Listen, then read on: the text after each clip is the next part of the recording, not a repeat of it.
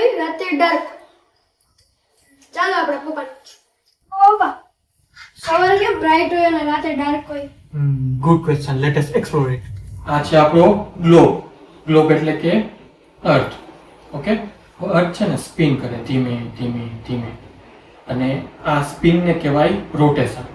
Okay, હવે આ છે આપણી ઇન્ડિયા. હવે એક રોટેશન અર્થને પૂરું કરતા કેટલો ટાઈમ લાગે ખ્યાલ છે? કેટલો ટાઈમ લાગે? 24 hours. 24 અવર્સ. એટલે કે ઇન્ડિયા અહીંયા હતું હમણાં, હવે સ્પિન થતું આવ્યું. હવે એક સ્પિન કમ્પ્લીટ થયું, એક રોટેશન કમ્પ્લીટ થયું, એટલે કે 24 અવર્સ કમ્પ્લીટ થયા, પાછું ઇન્ડિયા આવી ગયું અહીંયા. ઓકે, હવે આપણે એક્સપેરિમેન્ટ કરી. હવે આ અર્થ છે, હવે આપણી પાસે એક ટોર્ચ છે, એને આપણે સન તરીકે એક્સપેક્ટ કરી લઈએ. બરોબર, હવે એક્સપેરિમેન્ટ કરવા માટે આખો રૂમ છે ને આપણે ડાર્ક કરવો. તમે જોવો છો સનલાઇટ પડે છે, બરોબર, સ્પિન થતું ગયું, ધીમે ધીમે સ્પિન થાય, અને બધી કન્ટ્રીઝ ધીમે ધીમે બ્રાઇટ થતી જાય છે.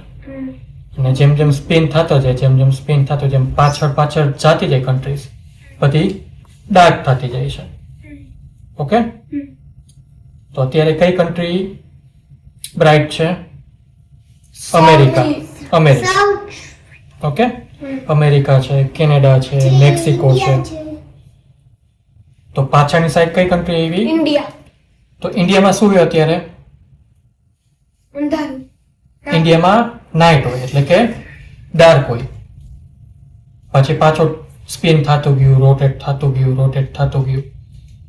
બરોબર છે. હવે ચાઇના આવ્યું. ચાઇનામાં ત્યાં સવાર છે, ઇન્ડિયામાં સવાર પડવા આવી, પડતું ગયું. હવે એક્ઝેક્ટ લાઇટની સામે, સનની સામે, એટલે કે 12 o'clock છે ઇન ધ નૂન. ઓકે, તો સન એક્ઝેક્ટ સામે હોય. સમજી ગયા? તો આવી રીતના અર્થની સ્પિન વર્ક કરે, અર્થનું રોટેશન આવી રીતના વર્ક કરે, અને ડે એન્ડ નાઇટ થાય. હવે જે અર્થ રોટેટ કરે છે, જે સ્પિન કરે છે, એને ટોપને કહેવાય નોર્થ પોલ, અને નીચે છે એને કહેવાય સાઉથ પોલ. ઓકે, હવે તમે જોઈ શકો છો કે જે સ્પિન કરે છે ત્યારે અમુક કન્ટ્રીઝ છે, જે અમુક એરિયા છે, એ ઓલવેઝ બ્રાઇટ જ છે. આ ગ્રીનલેન્ડ છે, પછી અલાસ્કા છે, નોર્થ પાર્ટ ઓફ રશિયા છે, બરોબર છે, એ ઓલવેઝ બ્રાઇટ જ રહે. એટલે અમુક કન્ટ્રીઝ છે ને જ્યાં સમર હોય ત્યાં અંધારું થાય જ નહીં, ત્યાં બ્રાઇટ જ રહે. એટલે કોઈ દી ત્યાં રાત જ ન પડે.